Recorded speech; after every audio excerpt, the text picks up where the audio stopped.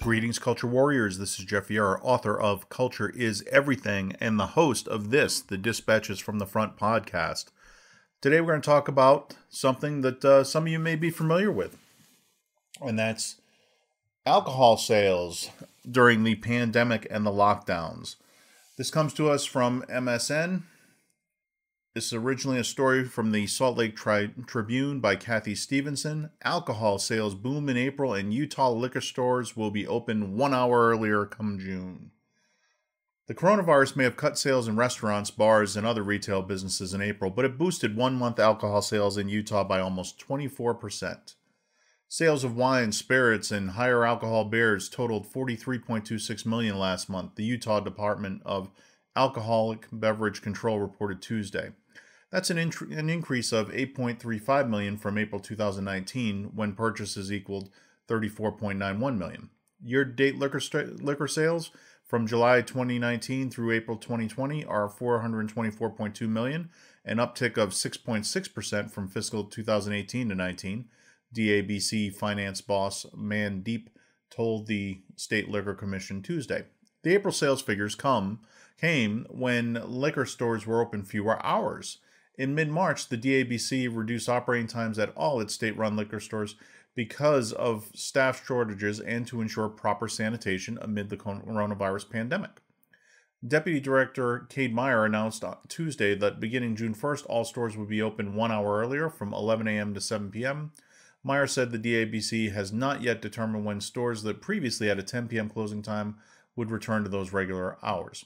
Despite the swelling bottom line, about 119,500 fewer bottles of alcohol were actually sold in April as bars and restaurants were closed to sit-down service to prevent the spread of COVID-19. Consumers helped temper the potential revenue losses by spending more per container. The average price per bottle sold in was $11.34, up from $8.90 for the same month last year. Year-to-date bottle sales also have dropped $1.2 million or 2.95%. So this is interesting, and the fact that it's out of Utah, I find even more interesting because Utah famously heavily Mormon state, heavily dry state. It can be difficult to find alcohol in Utah, from what I hear. And the fact that Utah liquor stores are opening up a little bit longer and are seeing a big boom should tell you that probably across America, we're seeing a similar uptick. Not something hard to understand given people being confined indoors longer, the stress of the times, people losing their jobs and having to deal with the stress of their uncertain financial situation. And so it's no surprise that alcohol in that sense, and especially when you can't get out to bars and nightclubs and other places where alcohol is consumed, that people would start doing more at home. Similar to the way as restaurants were closed, people's food purchases shifted towards grocery stores. And we started seeing grocery stores pick up more prepackaged foods because people still didn't want to put in a lot of effort and time to prepare meals, but had to because either the delivery options were limited, they didn't want to go get takeout, or they just needed to do something with the restaurants being closed. So some interesting shifts we're seeing out there. I want to talk a little bit about the values here. The reason why Utah is a hard state to find alcohol in is because the Mormon religion in particular is anti-alcohol consumption. So throughout the state, they've always had kind of a relationship with liquor, which is different than some other states. The closest you might see would be in Tennessee, for example, where the Jack Daniel's distillery is famously located in a dry county. So you can make Jack Daniel's there, but you can't consume it there. So fairly interesting situation there. But it's a case where the prevailing community value is against the very industry that we're discussing here. So they're in a little bit of a precarious position. It will be interesting to see coming out of the pandemic how that position has shifted. Will people who have been allowed to consume liquor but not allowed to go to the temple for services, how will that change behavior, if at all? You know, will as the lockdowns lift, will they be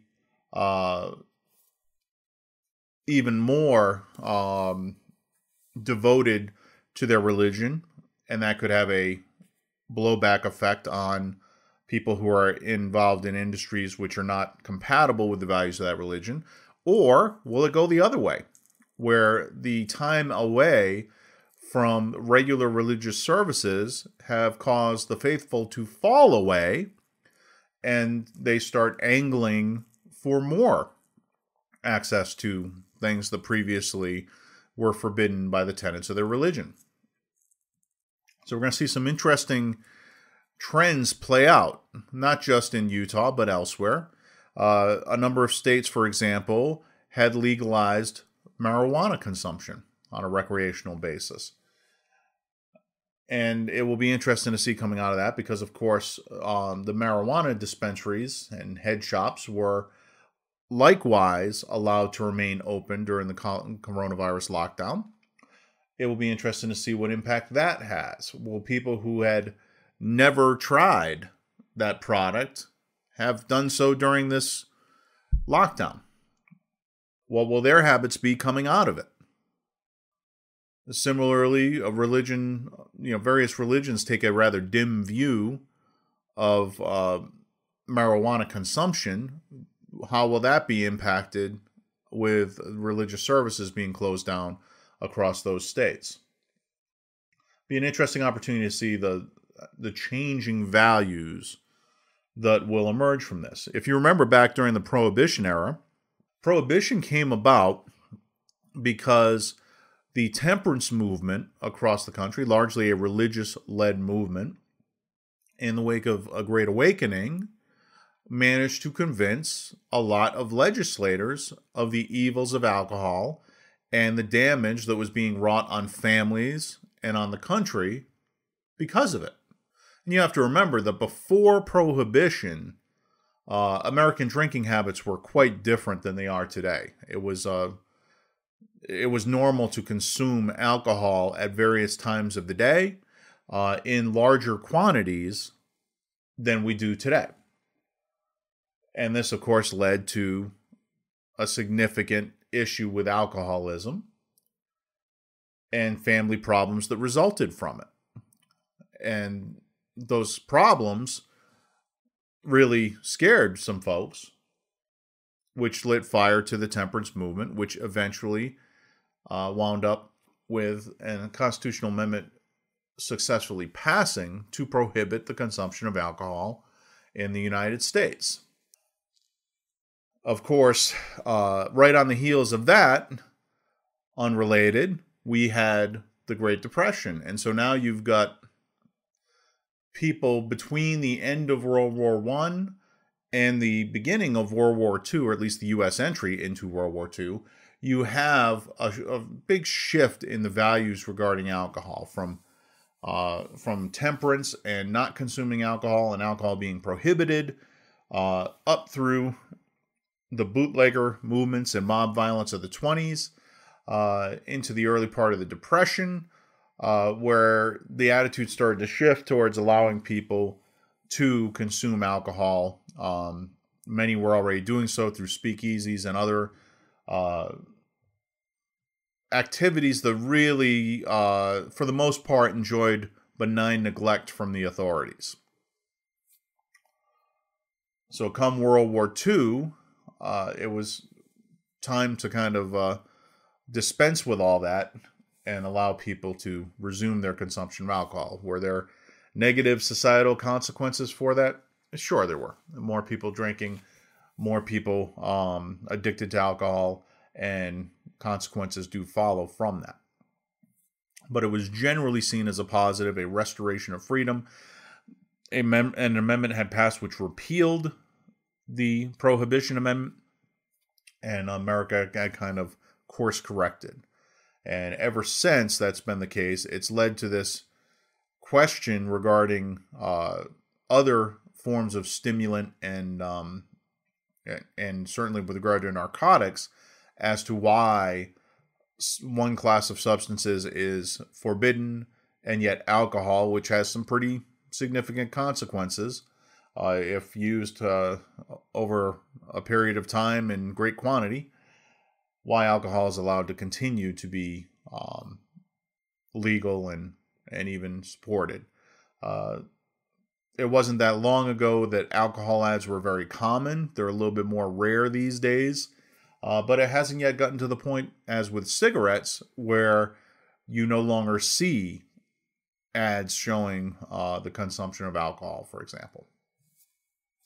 So we are in the midst of values shifting with regard to alcohol and the various establishments which provide it.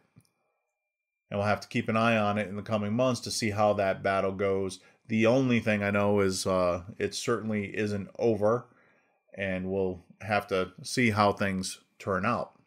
But if you're in those areas, it puts you in a little bit of an interesting position. I consulted for a short time in the beverage space, and it really does have its own unique culture. And that's a culture that's changing as well. It used to be, not that long ago, that the beverage industry really consisted of dropping off pallets of product. And, the delivery driver would go to a grocery store or a liquor store or a convenience store, restaurant, and pretty much drop off a pallet worth of, say, Budweiser or Corona. There weren't that many different options. And now the craft beer industry has really transformed that side of the beverage industry, so that now you're seeing many more different SKUs proliferate. Smaller batches, limited time product. It's really shifted how they service their customers and what their customers are looking for. Moreover, with the advent of the millennials drink far more wine than beer. And so that has changed that industry significantly.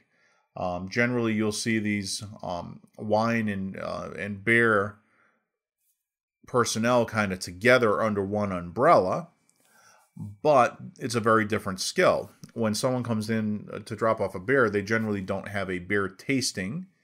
It's a little bit more of a catalog order type of environment, versus when the wine specialist sits down with their customer, they almost always bring a bottle to taste or several.